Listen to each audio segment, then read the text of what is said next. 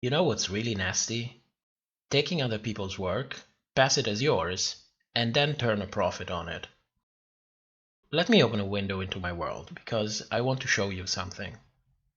Being on YouTube is not exactly as glamorous as it seems. It's actually pretty hard work. Creativity takes time, research takes time, editing takes time, and time is hard to come by. One way or the other, bills have to be paid.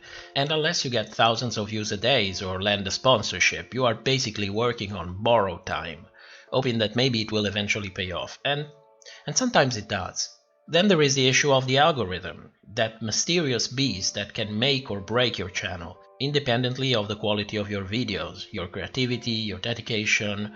It doesn't matter. If no one sees you, you effectively become invisible, and being invisible makes you vulnerable. Then there are copyright claims that take away your revenue, block your videos, and copyright strikes that threaten to take down your whole channel. You need to learn about fair use, and by learn I mean really learn. If what you do is reviewing copyrighted material, criticizing it, making parodies, then your ability to make videos depends on understanding fair use like the palm of your hand. And when I say understanding, unfortunately I mean really understanding it.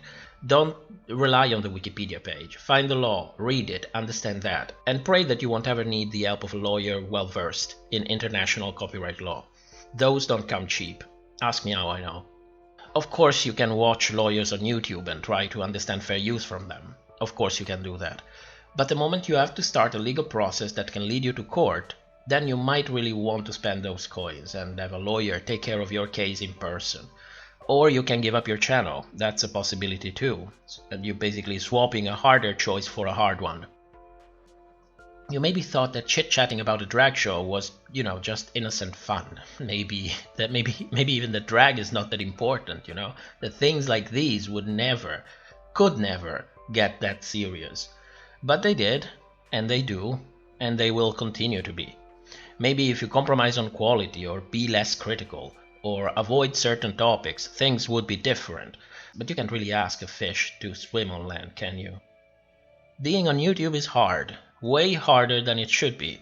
What makes it even more difficult is the cutthroat competition, especially from companies. You are one person, alone, creating on borrowed time. They have resources, they have editors, voice actors, a legal team. They can avoid copyright issues altogether by stipulating agreements with copyright holders that will effectively guarantee they'll never receive any copyright claim or strikes on their channel.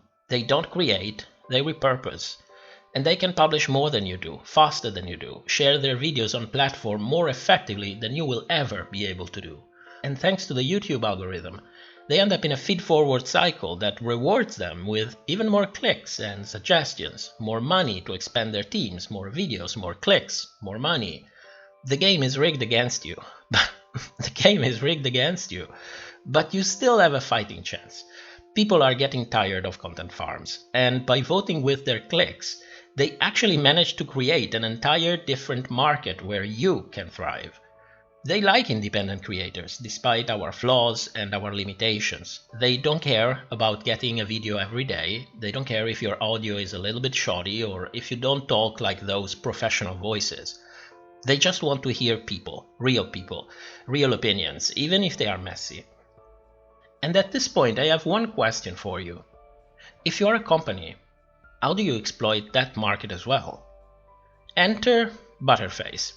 At first glance, it looks like nothing more than any other independent drag race channel out there, except with a few crucial differences.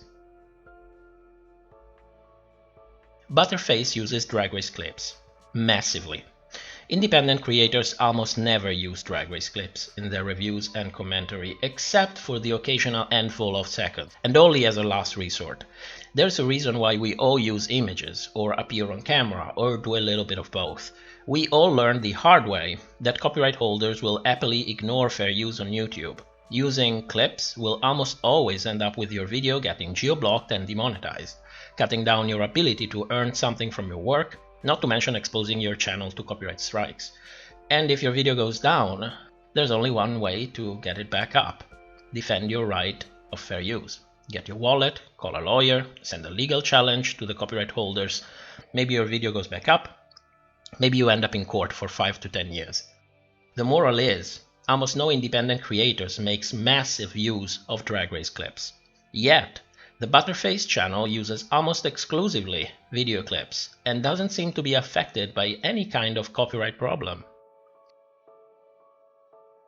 The video seemed familiar, very familiar, a little bit too familiar. Not just to some of ours, but to many other Drag Race content creators as well, even famous ones, even from viral videos. And the more you watch the video list, the more the similarities seem to appear. Video by video, it almost looks as if whoever runs that channel hunted down trending videos and high-quality videos to create their own copycat, 8 to 12 minutes bastardized version of all of them. The quality of the commentary is generally very superficial, at times even incoherent or factually incorrect. Reminds me of something this nice lady always talks about. 8 minutes is also a number that content creators know very well.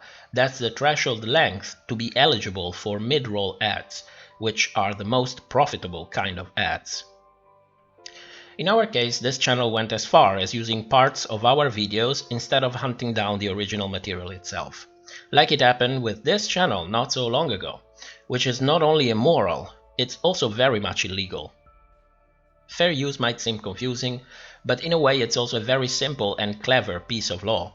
The simplicity comes from the fact that if you want to use a copyrighted videos, you need to comment on the subject of the video. Subject is the key word in here. If you do that, your video becomes an original creation and is awarded copyright protection. If others now want to use your copyrighted videos, they need to follow fair use guidelines as well, which means commenting on the subject. However, the subject of your video is different from the subject of the original clips. Your video features your research, editing, and commentary in relation to the original clips. To be fair use, others need to comment on your editing, or do a commentary on your commentary, maybe criticizing what you say, if it's accurate, if it's superficial, if they agree or disagree with what you say, or even how you say it.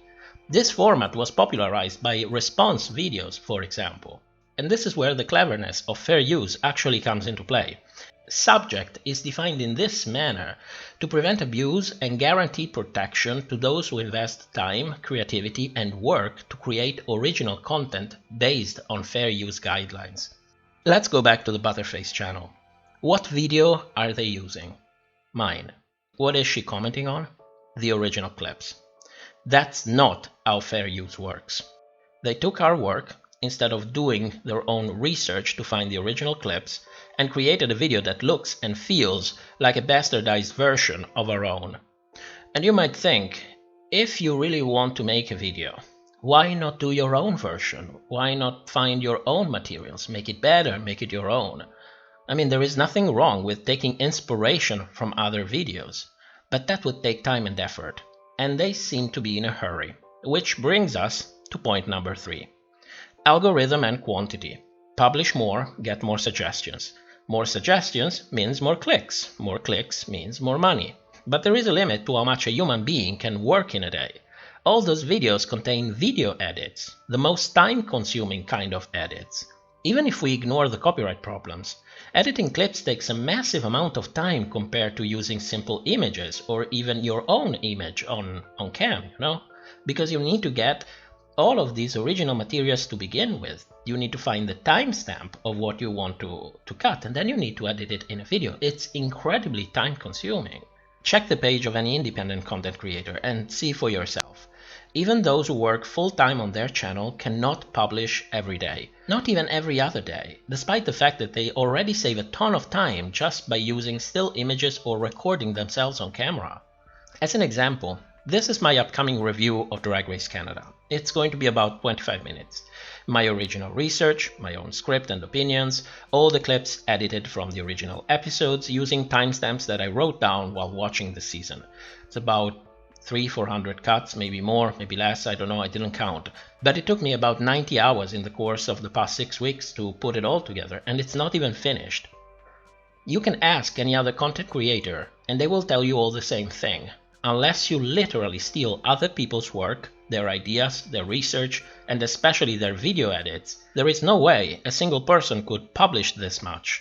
So the real question here is, who is hiding behind this channel?